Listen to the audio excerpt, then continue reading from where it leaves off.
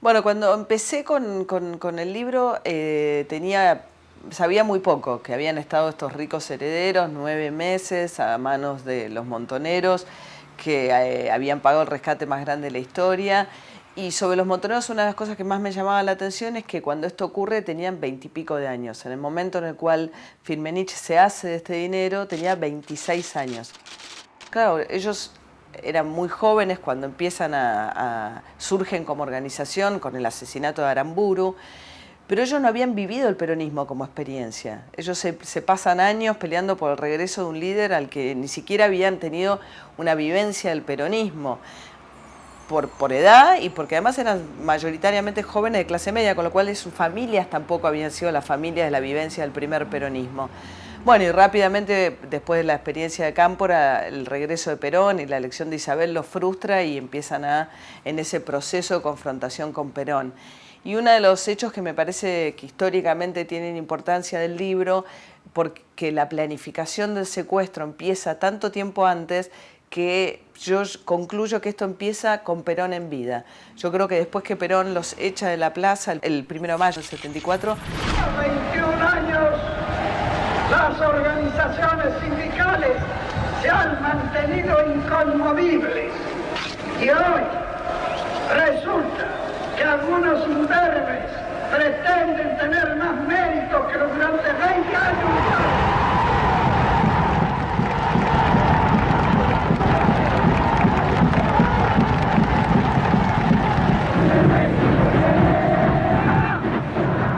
Ya empiezan los montoneros, obviamente con un Perón muy débil, se veía con una salud muy debilitada, ya empiezan los montoneros a concebir la operación Mellizas, que es el secuestro de los hermanos, porque con esa operación, antes de pasar a la clandestinidad, ellos ya sabían que iban a secuestrar a los hermanos Bon, porque necesitaban financiarse. Bunge y Bon en ese momento era la compañía.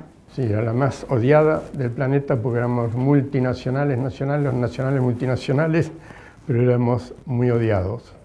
Y ahí le anuncian que está en manos de montoneros. Y ahí me anuncian que no dijeron la palabra montoneros, pero que estaban en la lucha para librar al pueblo de no sé qué, de librar al pueblo de la tiranía o una cuestión de esas. Y estamos en guerra contra todas las empresas multinacionales. Y yo le dije, bueno, chocolate por la noticia, porque yo no sabía nada que estaban en guerra, pero bueno, me dijeron todo eso. Estaban en guerra, de modo que nosotros éramos presos y que yo iba a ser sometido a un juicio político y dependiendo del resultado del juicio político se me iba a aplicar la pena correspondiente. ¿Y cuál podía ser? Bueno, podía ser la muerte o una fuerte multa. Cuando dijeron una fuerte multa, ahí empecé a pensar, bueno, ya veo de qué se trata. Ahora pidieron mucho más plata. Hasta ese momento el secuestro más importante había sido un secuestro en el que habían obtenido 14 millones de dólares, ¿no?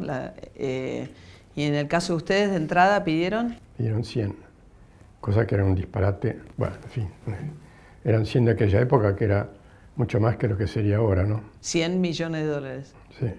A su padre. A mi padre. ¿Y qué pasó?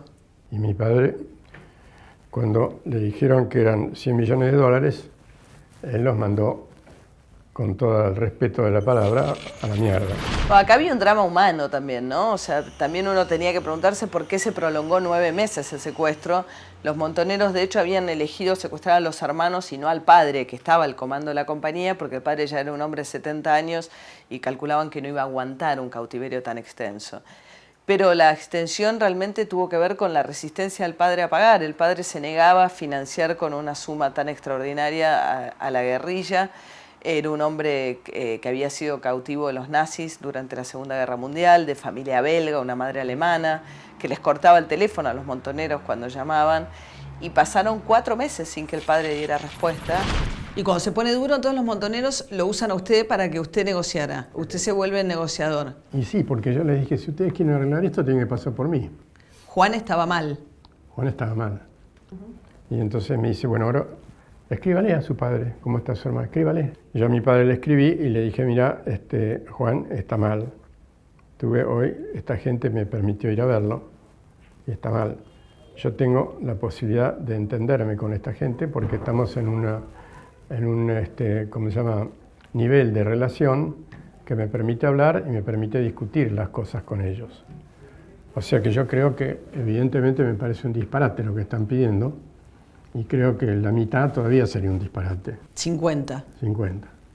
Todavía sería un disparate, pero con eso me animo a discutir con ellos. Bueno, y ellos se pusieron duros que querían 60, que querían poner una estatua de Perón y Evita en todas las fábricas. Los bustos de Perón y Evita en cada fábrica. Sí, y que había que publicar en todos los diarios del planeta todas las cosas y que todo eso... Sí. Entonces, la verdad que yo les negocié eso también. Les digo, bueno, eso cuesta guita, che. O sea que hay que rebajar de 60 a 50. Bueno, al final terminamos, yo no me acuerdo si era 55 o 52 o una cosa 60. Así. ¿Eh? 60.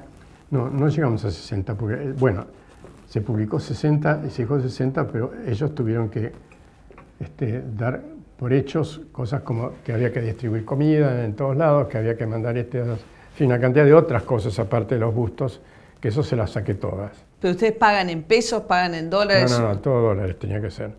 Para nosotros fue un gran problema eso, pero por suerte éramos quienes éramos y una cantidad de bancos nos ayudaron, y sobre todo bancos suizos, extranjeros, americanos, inclusive argentinos también, nos ayudaron a conseguirnos esos dólares.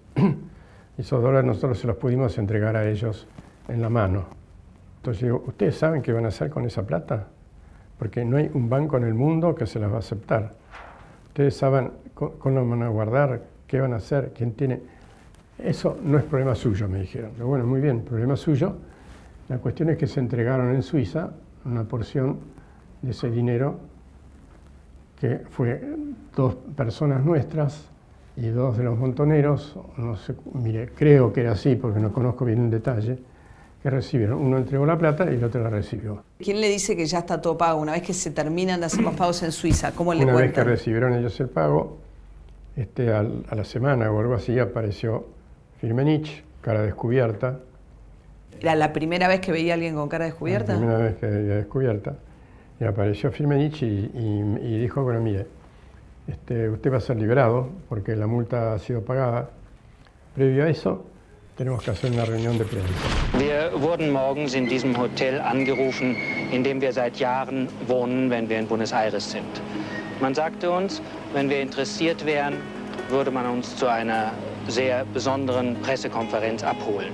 Mario Firmenich, einer der meistgesuchten Guerilleros Argentiniens, eröffnet die Pressekonferenz mit einer sensationellen. Der Unternehmer Jorge Born wird heute gegen ein Lösegeld von 60 Millionen Dollar freigelassen. Jorge Born darf uns nichts in die Kamera sagen. Nachdem die Lichter abgeschaltet sind, erzählt er den wenigen anwesenden Journalisten, dass er gut behandelt wurde, 9 Monate, aber seien eine lange Zeit. Über seine Entführer sagt er, sie hätten von allem ein bisschen was. Sie seien intelligent, entschlossen und auch ein wenig infantil. Había pasado 9 meses en cautiverio, sí, bastante largos, pero bueno, fue un placer poder salir.